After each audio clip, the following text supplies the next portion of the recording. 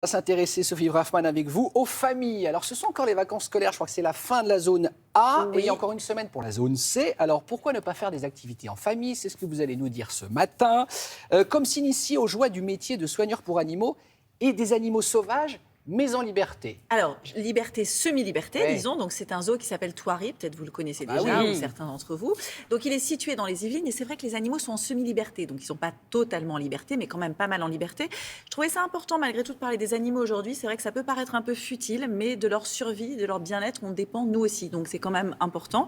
Et là, en fait, ce qu'on va proposer, c'est à des enfants. Donc, c'est des ateliers qui vont pour des enfants de 7 à 14 ans, mais auxquels les adultes peuvent bien évidemment se joindre, d'apprendre à soigner ces animaux. Apprendre à les nourrir, apprendre à nettoyer les cages, apprendre à s'occuper d'eux. Donc, on va voir des lémuriens, des éléphants, on va nourrir des girafes. Ah, des girafes. Des girafes, c'est assez incroyable ça, les girafes. Et donc, on a rencontré une famille avec leurs enfants, Raphaël et Romane. Donc, Raphaël qui a du mal un peu à nourrir cette grande girafe, forcément. Il est tout Est-ce qu'elle petit. fait un effort, la girafe, pour venir Oui, à... vous allez voir, Damien, c'est assez spectaculaire. Oh là C'est des là. lémuriens, ça, qu'on vient d'apercevoir Ouais. aussi. Donc, c'est vraiment, c'est très beau. Et c'est Anthony, le soignant, qui fait le guide au zoo de Thoiry. Tout ça suivi par Éléonore Gracier-Tacher, qui nous emmène à Thoiry. Regardez. Bonjour. Bonjour. Moi, c'est Anthony, je suis l'animateur. Et ensemble, eh bien, on va faire l'atelier soigneur en herbe. Allez.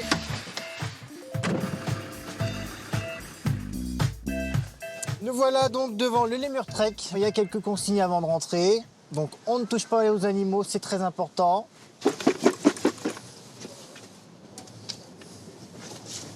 C'est parti.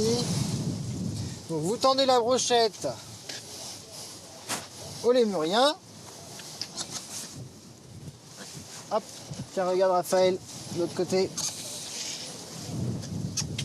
À travers cet atelier, l'objectif, c'est donc de sensibiliser les participants à la conservation, parce que les animaux sont en voie de disparition. Et puis, c'est aussi l'occasion pour les participants de se rendre compte du métier de soigneur. On les voit jamais de si près, les lémuriens, c'est des animaux rares, donc on peut pas en voir tous les jours. Donc là, d'avoir pu les nourrir, c'était vraiment incroyable. Je suis tout aussi excité et content d'être ici. Je suis comme un enfant, en fait. On va se rendre vers les girafes. Donc les girafes sont très créatives. Donc on y va doucement. Toutes les sous-espèces, il y en a 9 au total, sont menacées par le braconnage, par la perte de leur territoire. Et c'est important de prendre conscience de cette vulnérabilité. Vous allez prendre une branche et vous allez tendre le bras le plus haut. Les girafes à état sauvage, ça mange des feuilles. Donc en fait, ça mange ce qui est à leur hauteur. Elles vont pas se baisser pour manger de l'herbe, c'est trop compliqué pour elles. Essaye de les donner, regarde. Allez, tends le bras le plus haut.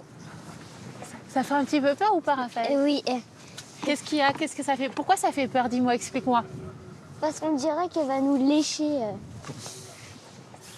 Donc sa langue, voilà, elle fait 40 cm à peu près de long. Ah ouais. Et en fait, ce qui se passe, c'est que quand il prend des feuilles dans les arbres, en fait, il enroule sa langue autour de la branche et il arrache toutes les feuilles d'un coup. Voilà, les ours ne vont pas manger les enfants, ni les plus grands.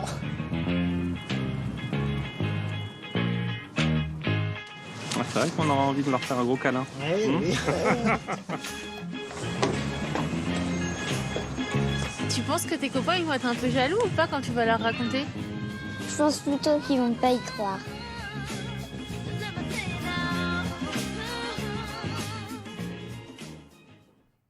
C'est fantastique. Wow. Oui, c'est très émouvant et puis surtout, c'est vraiment chouette. Donc, c'est pour les enfants donc de 7 à 14 ans, comme je vous le disais. Et on peut aussi y aller pour des adultes, on peut y aller en groupe. On peut même dormir sur place parce qu'il y a des tanières. Alors, c'est pas la cabane au fond du jardin, hein, c'est des tanières avec un vrai lit. Dormir avec les paresseux. Ben voilà, exactement. Vous réveillez avec les animaux le lendemain matin. Donc, vraiment, c'est très chouette. Alors, il y a ce côté évidemment émerveillement et ludique, mais on le disait dans le sujet, hein, il y a aussi une vocation pédagogique. C'est important de sensibiliser les enfants à cause des animaux. Alors, complètement, c'est très important important de sensibiliser les enfants aux animaux. Et notamment, on parle beaucoup aujourd'hui de bien-être animal, puisqu'on veut faire en sorte que les animaux soient de mieux en mieux traités. Je voulais juste vous rappeler quelque chose, je trouvais ça intéressant. En 1850 a été votée une loi qui s'appelle la loi Grammont. Et cette loi, qui a été édictée par un général, visait à interdire la maltraitance des animaux dans les rues. Et en fait, s'il a fait ça, c'est pour une raison très simple, c'est que quand on maltraite des animaux et quand on le fait devant les autres, eh bien, ça donne des envies très violentes aux hommes. Donc au final, apprendre aux enfants dès le plus jeune âge à bien traiter les animaux, c'est peut-être éviter aussi des scènes de violence ultérieure. C'est pas simplement ne pas faire mal à un animal parce qu'il ne faut pas lui faire mal. Aujourd'hui, on prend en compte l'animal comme un être à part entière et je pense que c'est important et qu'on a beaucoup évolué là-dessus. C'est pas Damien qui me dira le contraire. Je sais que vous aimez beaucoup les animaux.